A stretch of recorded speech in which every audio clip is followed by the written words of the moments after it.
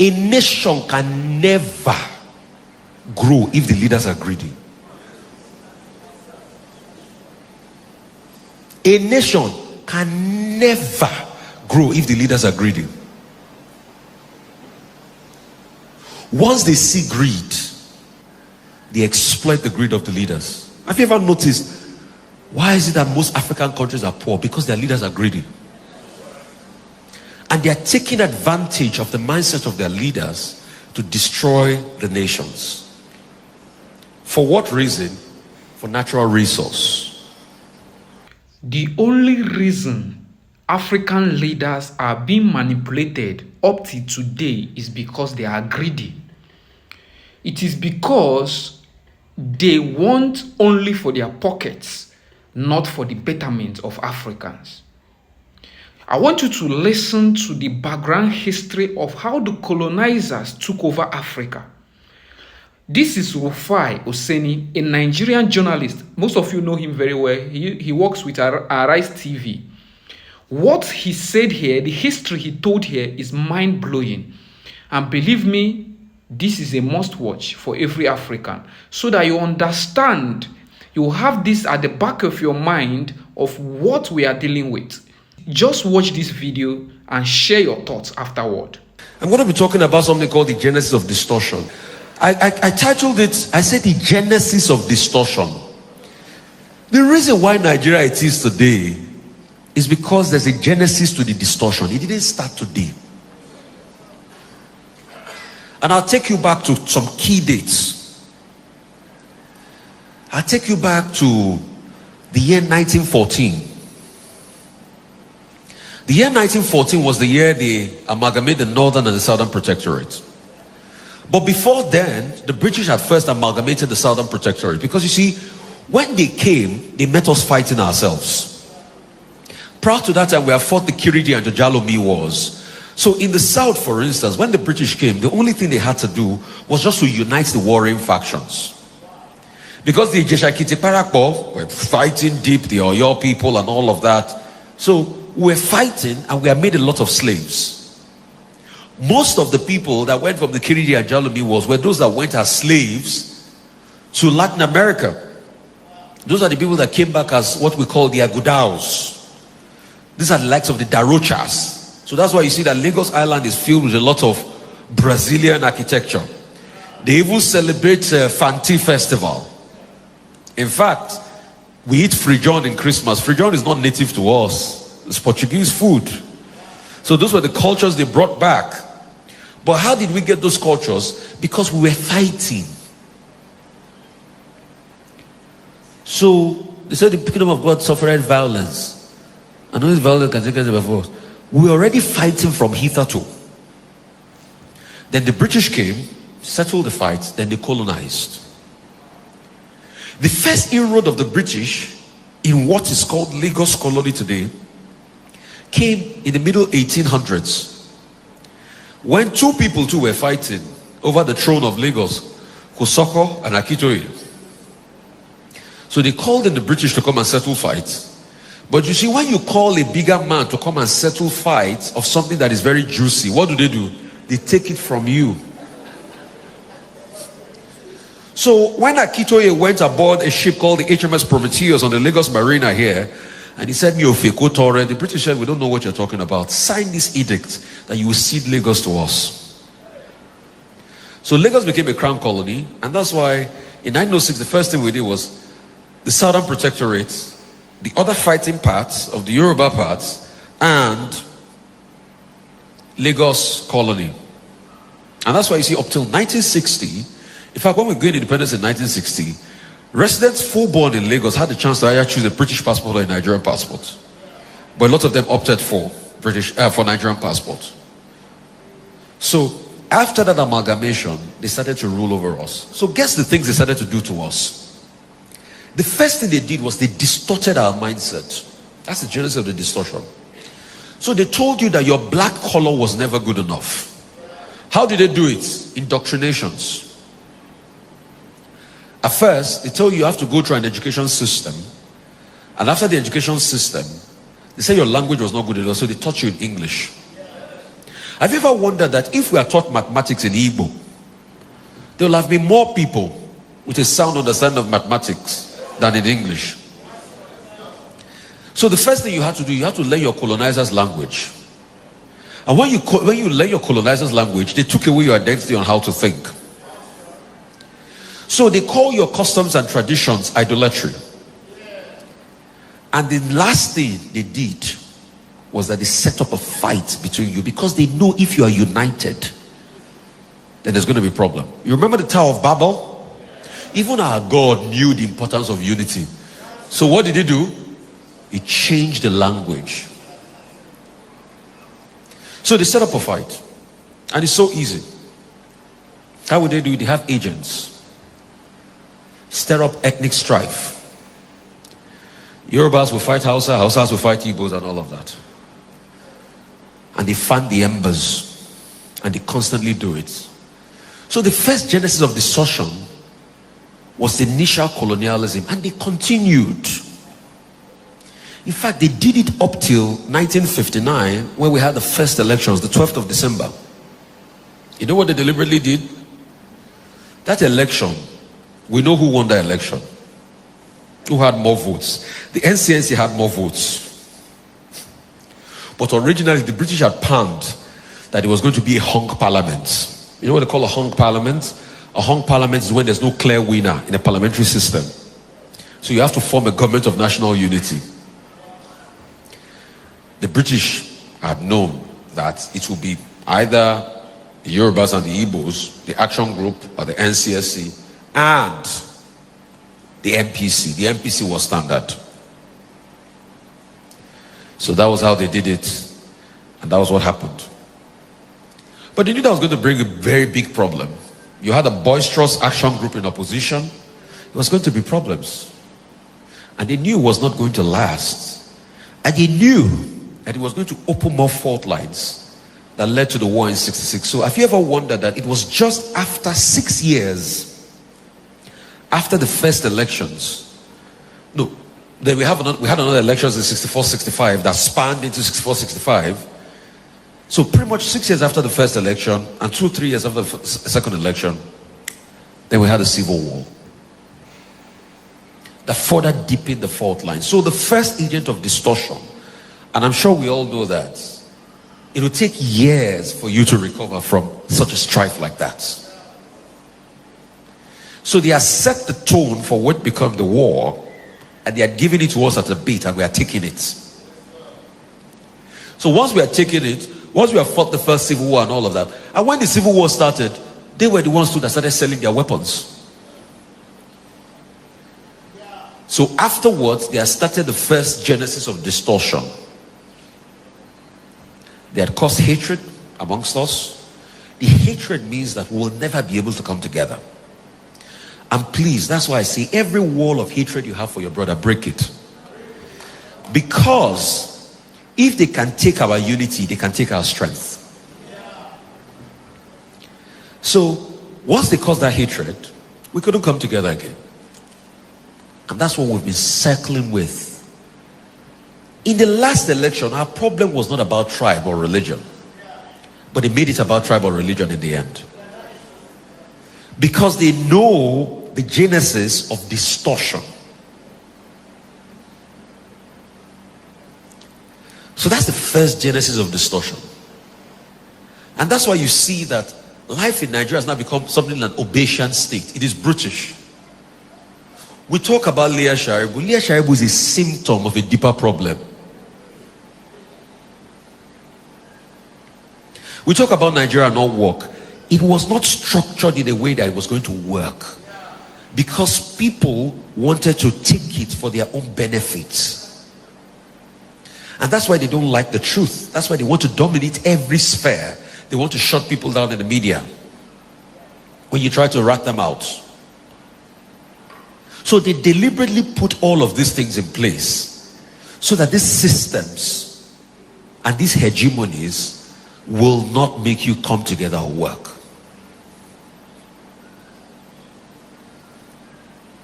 You think all of a sudden Boko Haram just starting?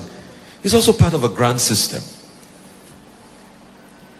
Now that we've properly destroyed parts of this country with kidnapping, insecurity, and all of that, it's easy for non-state actors to roam wild. So there was a genesis to the national distortion, and they knew what they were doing. Pre-independence, post-independence. This game is so big that our politicians are just being played as a pawn in the game. But you know why it's easy to play our politicians? Because they see their greed. A nation can never grow if the leaders are greedy. A nation can never grow if the leaders are greedy. Once they see greed, they exploit the greed of the leaders. Have you ever noticed, why is it that most African countries are poor? Because their leaders are greedy. And they are taking advantage of the mindset of their leaders to destroy the nations. For what reason? For natural resource. Because they know we are blessed. You know, Nigeria has the capacity to be a $10-15 trillion economy. Even more than that. America is going to about 20 trillion now. We have the capacity to be a superpower. But they know we have so much resource. So the next thing they do is they target the greed of our leaders and the selfish interest of our leaders, and they pull the buckle. So our leaders are so content with them having 5-10 billion in their bank accounts, rather than the collective development of the people. I mean, look at how bad the roads are in Lagos. For a Lagos that collects a lot of taxes. So it's not even about the politicians. It's about the systems that break all of us down, that creates this national distortion. Even with our security system. That's why you see, it will now have different layers. They will put ethnicity in it. They'll put religion in it. But these things are deeper than ethnicity and religion. Because they need you to be confused about the dimensioning of these systems. They don't want you to think and know where it's coming from.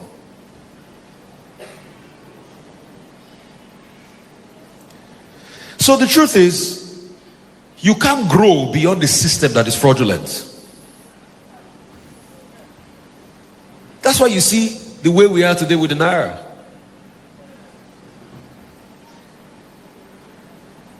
All of a sudden, the Naira, that used to be 1-to-1 with the dollar. Look at where it is today. It's 1,004 something. When they were defending the Naira and we kept on telling them there are no fundamentals, they thought I was joking. They said, oh, that boy is a stupid boy. Has the Naira not started rising again? For a country that is so much blessed with milk and honey, and its currency cannot be stable, you will know to a large extent that it's because the leaders are not thinking right and they've been sucked in. So maybe sometime soon we'll defend the Naira even more and it will go back to square one again. But please do not think the Naira will go back to where it used to be before. I'm sorry, I'm in the church, I believe in hope and faith, but I'm a realist to the core. I not sabi deceive people. No. If you think it will be 1-to-1, be careful with what you think. Except we change the systems and the mindset that makes it difficult for us not to be able to produce as a country. Except we become a productive nation. Except we now start to tackle the genesis of this national distortion, we're not going to go anywhere. So insecurity you are seeing is a symptom. Have you ever wondered why growing up the same army that used to be so powerful cannot get rid of bandits? So you think all of a sudden it just happened? It didn't just happen. You think the system just got destroyed like that? It didn't just start. It was systematically, and they kept on seeping into our consciousness and our mindsets.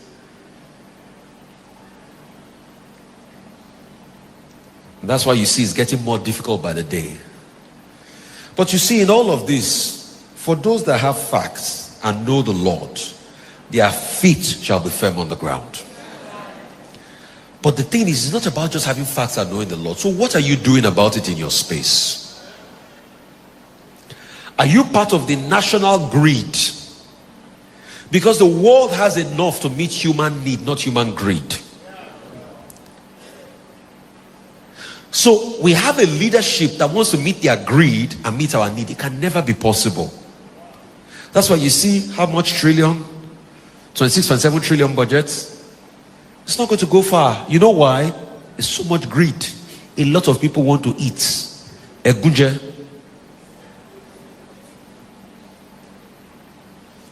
So those are the real agents of distortion. Except you understand that these systems are systems that were built inherently not to make Nigeria work, we will be fooling ourselves.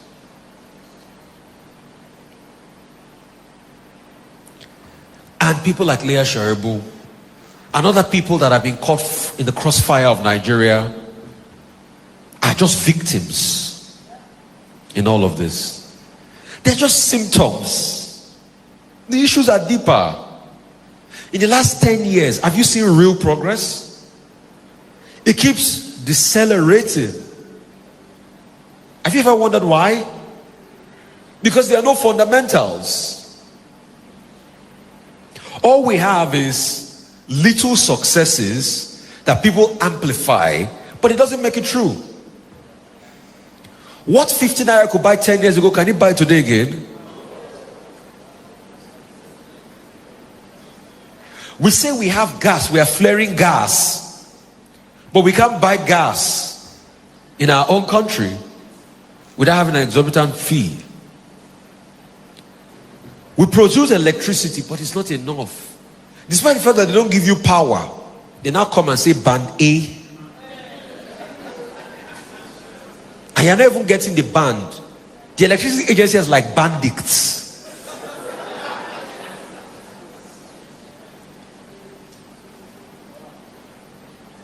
Today, this morning, I had lots of power in the house.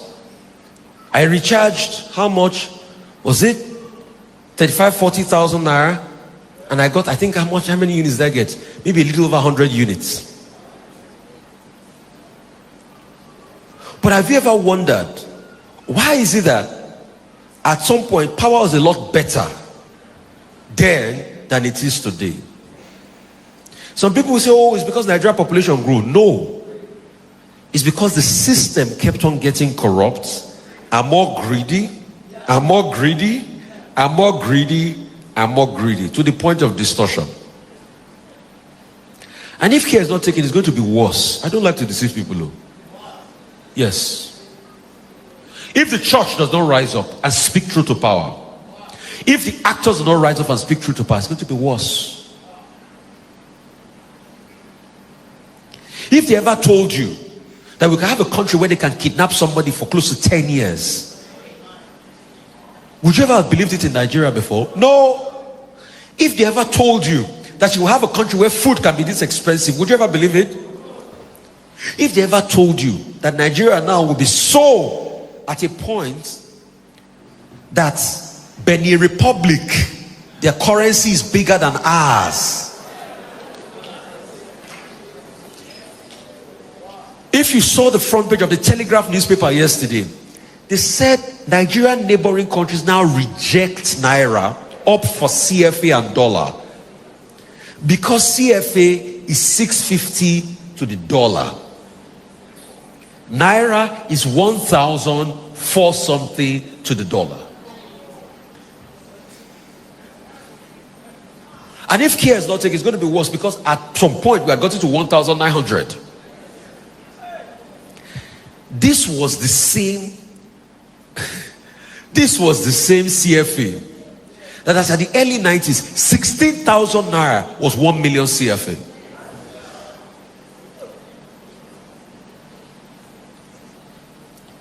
So the ingredients of national distortion, and in all of this, the political class still wants to grab power. So the ingredients of national distortion is greed.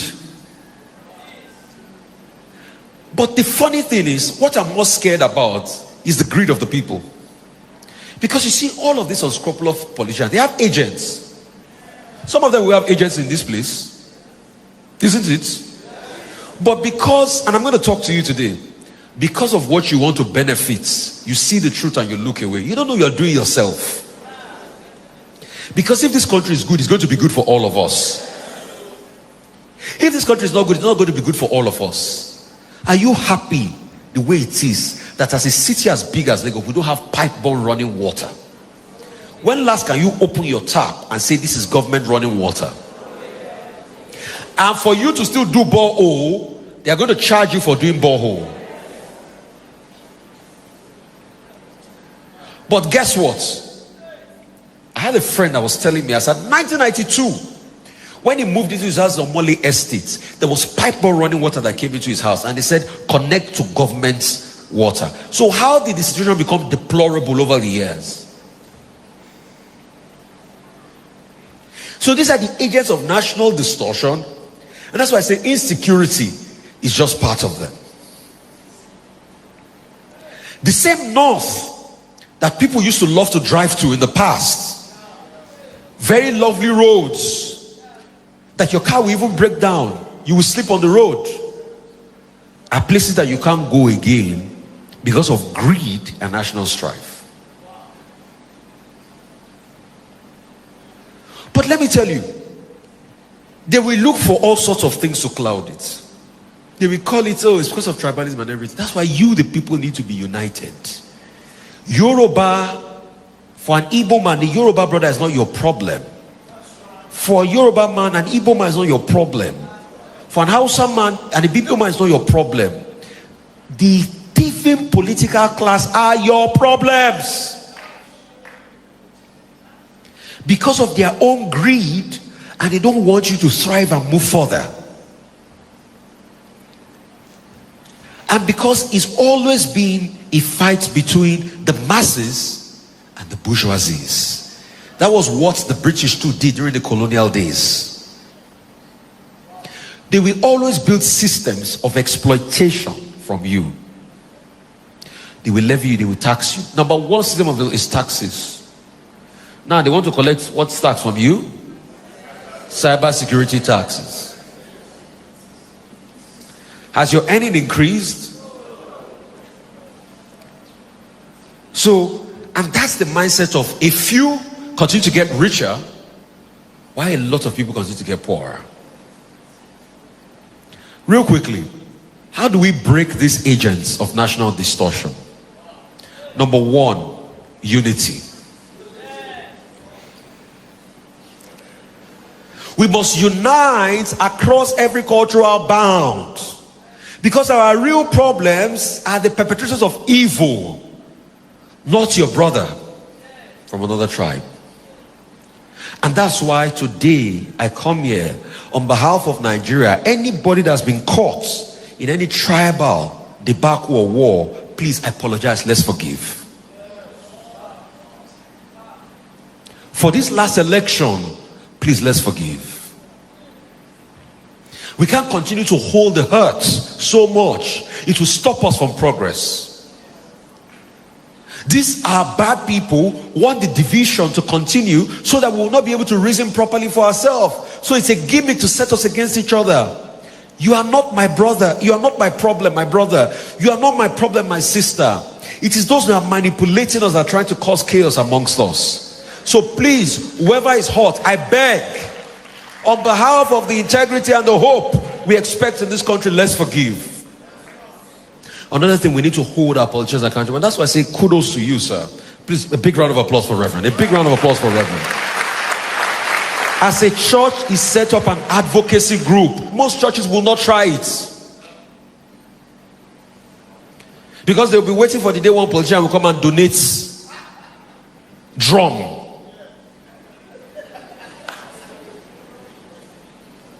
Or they'll be waiting for the day politician will come and they will endorse them on stage.